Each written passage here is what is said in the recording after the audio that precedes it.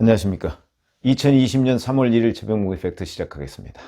자, 오늘은 미래통합당의 공천 중간 점검을 한번 해보겠습니다. 지금까지 공천한 지역이 꽤 됩니다. 그래서 제가 핵심 포인트만 정리해 드릴 텐데, 첫 번째. 자, 문재의원에 대한 정리. 이게 비교적 활발하게 이루어지고 있는 것으로 보입니다. 엊그제 민경욱 의원 컷오프 했죠. 잘 아시다시피 민경욱 의원은 박근혜 정부에서 청와대 대변인을 했던 사람입니다. 그런데 사실은 굉장히 많은 논란을 불러일으켰습니다. 이것이 야당 입장에서는 여당을 향한 전사다 이렇게 평가할 수도 있겠지만, 그게 막말 논란과 꼭 연관이 돼 있고, 본인이 직접 막말 논란을 했다기보다는 남들이 SNS나 이런 데에서 막말한 거를 자기 SNS하고 링크를 함으로써 본인의 체중을 실어서 그동안에 논쟁을 했던 것이기, 대표적인 게 작년 11월에 문재인 대통령 모친상을 당했었죠. 그런데 여기에 뭐라고 얘기했냐면, 노년의 어머니를 출세한 아들이 함께는 아니더라도 근처에 모시고 살 수 있지 않았을까? 법적으로 문제가 있었을까? 이런 글을 올렸습니다. 아니 이거 현직 대통령 왜 어머니 안 모시느냐 이런 얘기인데, 모친상을 당한 대통령에 대해서 할 말이 아니죠. 뿐만 아니고 고민정 당시 청와대 대변인하고 SNS를 두고 또 이런저런 설전을 벌인 적도 있고요. 이런 것들 때문에 아마 컷오프 된 것이 아닌가 싶은 생각이 듭니다. 그 다음에 김순례 최고위원이죠. 작년 2월에 국회에서 열린 5.18 진상규명 대국민 공청회에서 5.18 유공자라는 괴물 집단을 만들어내며 우리 세금을 축내고 있다, 이렇게 해서 당원권 정지 3개월을 받은 적이 있는데, 이것도 사실은 불필요한 논란입니다. 왜 그러냐면 5.18에 관해서는 지금 미래통합당의 전신이죠. 신한국당의 김영삼 대통령 시절에 이미 정리가 됐습니다. 이제는 역사의 평가 수준으로 저는 넘어갔다고 보는데, 자, 그것에 대해서 이런 식으로 괴물 운운하면서 하는 것은 바로 미래통합당의 중도로서의 외연 확장, 이걸 저해한 것이다. 그래서 제가 보건대는 이런 사람을 정리한 것은 잘한 일이다, 이렇게 보고요.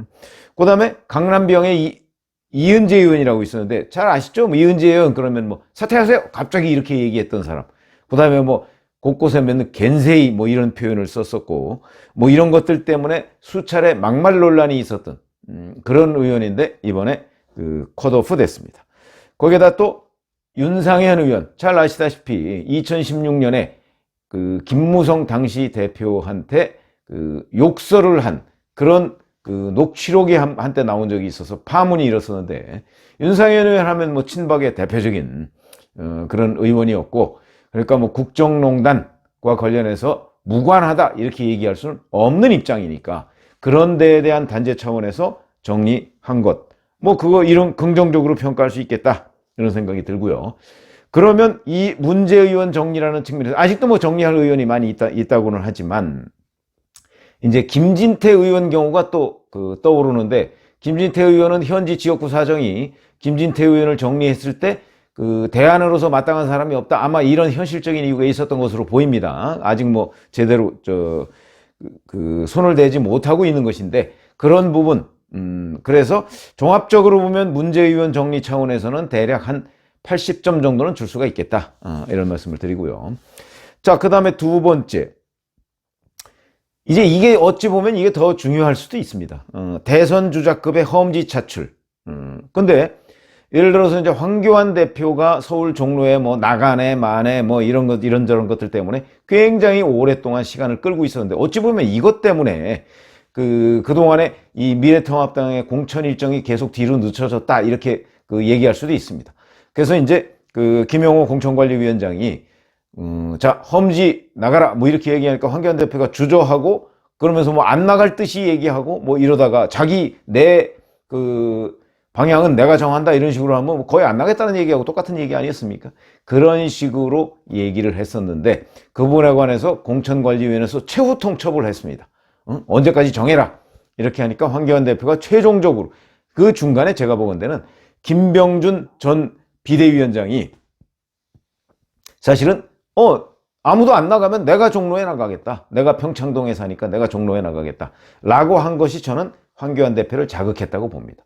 만약에 정말 황교안 대표가 종로를 안 나가고 김병준 전 비대위원장이 나가서 당선이라도 되는 날이면 김병준과 황교안이라는 어찌 보면 둘이 경쟁관계라고 할 수도 있는데 그 저울추가 상당히 김병준 전 비대위원장으로 기울 수도 있는 환경이었다. 그건 왜 그러냐면 그때는 미래통합당이 아니었는데 한국당 당원들한테 얘기를 들어보면 한국당 당원들의 상당수가 황교안 대표가 서울 종로에 안 나가면 나는 그때부터 대표로 대우를 안 해주겠다. 이런 당원들을 제가 굉장히 여러 명 만난 적이 있습니다. 그렇다면 황교안 대표가 늦었지만 그래도 종로 선택을 한 것은 저는 잘한 일이다 이렇게 보고요. 그게 뭐 누구의 어떤 출마 의지 표명에 따른 자극 때문에 그렇게 됐다. 뭐 이런 거는 이제 과정의 문제고 나중에는 결론만 남는다. 그러니까 황교안 대표가 종로 출마를 결심을 해서 뭐 선거를 어떻게 이끌었다 하는 결론만 남을 가능성이 있습니다. 그 다음에 이건 아직 발표는 안 됐습니다만은 김병준 전 비대위원장의 경우에 세종시에 공천을 한다고 그랬죠. 세종시는 아시다시피 34만 명이 넘었습니다. 그래서 아마 분구가 될 텐데 그 분구된 갑을 지역구 중에 하나 거기에 김병준 전 비대위원장을 공천할 것으로 보입니다. 그렇게 되면 김병준 전 비대위원장도 그 세종시야말로 미래통합당에는 험지 내지는 사지입니다. 그런 사지에 대권주자급을 일단 공천을 하는데 성공했다 하는 거 보면 이것도 상당히 높이 평가할 수가 있겠다. 그 다음에 오세훈 전 서울시장의 경우에는 사실은 본인이 일찌감치 서울 광진을에 둥지를 틀었습니다. 근데 광진을이 어떤 곳입니까? 그때는 추미애 법무부 장관이 임명되기 전이기 때문에 추미애 법무부 장관이 거기에서 5선을 한 지역입니다. 물론 중간에 한번 빠진 적이 있습니다만 17대 때 5선을 한 지역으로 거기에는 이 민주당 계열의 후보자가 압도적으로 유리한 곳이다. 그런 점에서 본다면 오세훈 전 서울시장은 본인 스스로 험지를 찾아갔다. 자발적으로 찾아갔다. 이렇게 얘기를 할 수가 있는 그런 케이스고요. 그러니까 이런 세 사람은 일단 제가 보기엔 정리가 끝난 것으로 보이는데 여기에 이제 남은 과제는 자, 불출마를 선언한 유승민 전 바른미래당 대표. 이 사람을 어떻게 할 것이냐. 이런 문제가 있는데 본인 스스로 불출마하고 지금 사실은 직거 상태에 들어간 상태죠. 그러나 유승민 의원이 만약에 나서서 지금 미래통합당의 선거운동을 도와준다면 이 또한 뭐 험지 출마하는 거와 마찬가지의 효과를 얻을 수가 있다. 이걸 이끌어내는 것. 이것은 황교안 대표가 이끌어내든 아니면 김용호 공관위원장이 이끌어내든 그것도 하나의 과제로 남았고 그 다음에 홍준표, 김태호 이 두 사람의 문제인데 홍준표 전 대표의 경우에는 양산을에 거의 배수진을 쳤습니다. 그래서 이제 양산을에 나가느냐 안 나가느냐 이것만 아마 공관위원회가 결정을 해주면 될 것 같은데 제가 보건대는 양산을에 나가는 쪽으로 아마 결론을 내지 않을까 싶은데 오늘 논의를 해서 빠르면 오늘 발표를 할 수도 있을 거라고 합니다. 그 다음에 김태호 전 경남지사 이 경우에는 이제 어디로 차출하느냐 아직은 뭐 거창이라는 본인의 그 고향 출마를 고집하고 있는데 아마 경남 어디 그 언저리에서 만약에 다른 곳으로 좀 조금 더 험지로 조정을 한다고 하면 김태호 전 지사도 받아들일 가능성이 있다. 이것도 최종적으로 남아있고 그 다음에 불출마를 선언했던 김무성 전 대표의 경우에는 본인이 만약에 당에서 필요로 한다면 내가 광주든 아니면 여수든 여수 명예시민입니다. 여수든 나갈 수 있다 이런 입장이기 때문에 뭐 그거야 당선 가능성은 없고 다만 본인을 희생한다는 차원이기 때문에 적어도 김무성 전 대표의 경우에는 뭐 지역구 같은 거 출마 여부가 정해지진 않았지만 어찌됐든 간에 대략 정리된 것으로 보이고 그러면 이제 유승민, 홍준표, 김태호 이 세 사람의 경우가 문제가 되는데 아직 어떤 것인지 이제 오늘 회의를 해봐야 아는 건데 그렇게 된다면 여기는 절반 정도는 뭐 해결된 것 아니냐 이런 생각이 들어서 제가 보건대는 대권 주자급의 험지 차출 이런 과제는 한 50점 정도로 줄 수가 있겠다 이런 얘기고요. 그 다음에 또 최근에 가장 중요한 문제는 바로 안철수 국민의당 대표의 지역구 공천 포기 이걸로 인한 통합의 시너지입니다. 그러나 이것은 안철수 국민의당 대표와 직접 협상을 통해서 통합한 것이 아니기 때문에 어찌 보면 혁신통합준비위원회 그러니까 박형준 전 의원이 주도했던 혁신통합준비위원회 멤버를 얼마나 김영호 공관위가 받아들여서 그 사람들과 시너지 효과를 내느냐, 이게 굉장히 중요한 문제죠. 그런데 이 점에 관해서는 그 혁신통합위원회 멤버였던 김근식 경남대 교수를 서울 송파병에 공천을 했습니다. 그 다음에 문병호, 안철수 국민의당 대표의 최측근이라고 할 수가 있는 사람이죠. 이 문병호 전 의원을 원래 인천에서 출마해서 당선된 적이 있었고, 지난 4년 전에 사실은 뭐 20몇 표 차이로 떨어진 그런 사람인데, 이 사람을 거기에서 뽑아서 서울 영등포 갑에 공천을 했습니다. 영등포 갑. 그러니까 서울로 차출을 한 것이죠. 이런 점에서 본다면 여하튼 문병호 전 의원을 그래도 낙천하거나 배제하지 않고 혁신통합위원회의 일종의 지분을 인정한 셈이 됩니다. 이렇다면 이것도 상당히 평가받을 수 있는 것이다. 그러면 여기에 이제 과제로 남은 건 뭐가 있냐면, 이현주 의원, 전진당의 대표였죠. 이현주 의원을 영도에 공천을 할 것이냐 말 것이냐, 이런 부분인데, 제가 보기엔 이것도 아마 결국 전략 공천을 할 것으로 보입니다. 그리고 그 하는 방향이 옳다. 왜 그러냐면 통합한 그 정당의 대표였기 때문에 그에 상응한 대우를 해줘야 된다. 저는 그렇게 생각합니다. 이건 아직 미정이고, 그 다음에 또 혁신통합위원회의 김영환 전 의원, 여기는 이제 지금 미래통합당의 최고위원이기도 합니다. 일단 안산 상록 의뢰에 공천 신청을 했는데 거기서는 탈락됐습니다. 그러면 아마 김영환 최고위원의 경우에도 수도권 어디에 또는 서울 어디에 아마 공천을 할 가능성이 있다. 그렇게 된다면 이 또한 시너지 효과를 낼 수 있는 사람이다. 더군다나 김영환 전 의원의 경우에는 고향이 충청도입니다. 그래서 충청도 출신을 서울 어느 곳에 미래통합당이 공천을 하면 그것은 상당히 유리한 국면에 들어간다 하는 차원에서 본다면, 뭐 어떻게 할지는 아직 미주시이긴 하지만 그런 부분이 있고요. 또 하나는 민주평화당에서 합류한 사람이 있죠. 민영삼 전 민평당 최고위원이 있습니다. 아직 어디로 간다 뭐 이런 얘기는 없는데, 아마도 서울의 강북벨트 어느 곳, 여기는 고향이 전남이기 때문에 서울 강북벨트의 어느 곳에 배치하려고 하는 것으로 보입니다.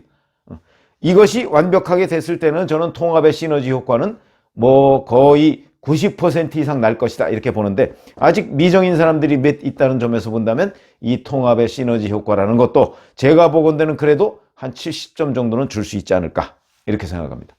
또 하나가 이제 바로 탄핵의 강을 건너자 하는 유승민 의원의 제안에 대해서 지금 김영호 공천관리위원회가 아직 명확한 답을 내놓지 않고 있습니다. 이 탄핵의 강을 건너는 결정적인 변수는 뭐냐면 바로 대구 경북의 과거 진박 논란을 일으켰던 사람들, 이 사람들을 어떻게 정리하느냐 이 문제, 그 다음에 거기에 있는 비박들, 대구 경북에도 비박들이 일부 있었습니다. 그 사람들과의 통합 문제를 어떻게 매듭짓느냐 이건데, 사실 그 진박 논란의 핵심인 대구 경북 의원들에 대한 면접 또는 원외위원장에 대한 면접은 내일부터 진행이 됩니다. 내일부터 2, 3, 4 이렇게 사흘 동안 뭐 모바일 면접 뭐 이런 걸 통해서 하거든요. 요새 뭐 코로나19 사태 때문에. 그러니까 이거는 그 면접을 봐야 구체적인 결론을 낼 수 있을 것으로, 점수를 매길 수 있을 것으로 보인다.